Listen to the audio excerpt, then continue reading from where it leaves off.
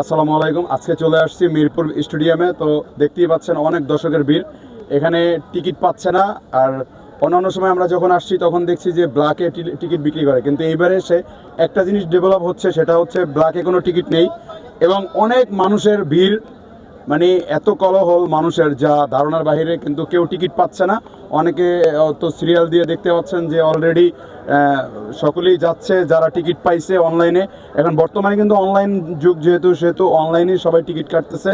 তো আমি এখন একজনকে জিজ্ঞাসা করব কিছু একটা, দেখি কেউ কিছু উত্তর দিতে পারছে কিনা।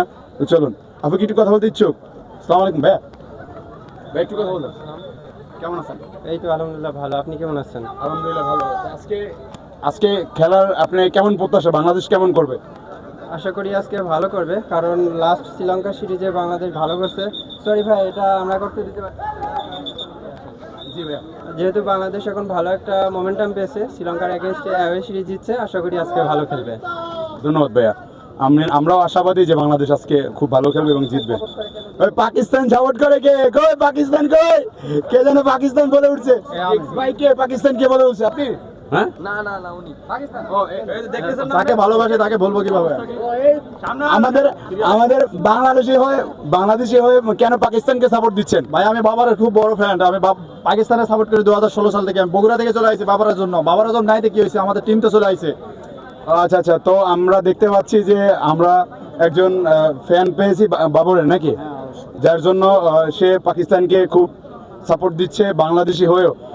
তো ভাইয়া আপনার মানে বাংলাদেশের, আপনি যেহেতু বাংলাদেশে আপনার মাতৃভূমি, একটা খেলোয়াড়ের জন্য আপনি মাতৃভূমিকে ভুলে গেলেন, এটার অর্থ কি? খেলাধুলা কখনো ওগুলো হয় না ভাই, বুঝছেন? খেলাধুলা সকলকে ভালোবাসতে হয়। এটা দেশ হোক বিদেশ হোক, এটা বড় কথা না। দেশ এবং বাইরে এটা কখনো মানা যায় না। খেলোয়াড় মনের ভিতর থাকে, বুঝছেন? খেলোয়াড় একটা মন মানে মানুষের কিনে নেয়, এইরকম। খেলোয়াড়কে আমি খুব ভালোবাসি। বাবার আজমের আমি খুব বড় ফ্যান ভাই। বুঝতে পারছি, আপনাকে অসংখ্য ধন্যবাদ।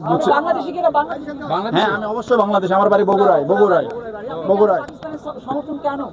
ভাই আমি পাকিস্তানে বললাম তো, বাবার আজম আমার ক্রাশ ভাই। বাবারকে আমি ভুলতে পারি না, কিন্তু বাবার আসেনি, খুব মিস করেছি বাবারকে। আপনি দোয়া করবেন জানি ভাই আমার টিম উইন হয়। ভাই যাকে বাংলাদেশের একটা ফেভারিট খেলোয়াড় ছিল, উনি তো বাংলাদেশ টিমেই নাই ভাই। আমাদের বিশ্ব সেরা অলরাউন্ডার সাকিব আল হাসান। সাকিব আল হাসানের কোনো তুলনাই হয় না ভাই, বুঝছেন? অবশ্যই তুলনা হয় না।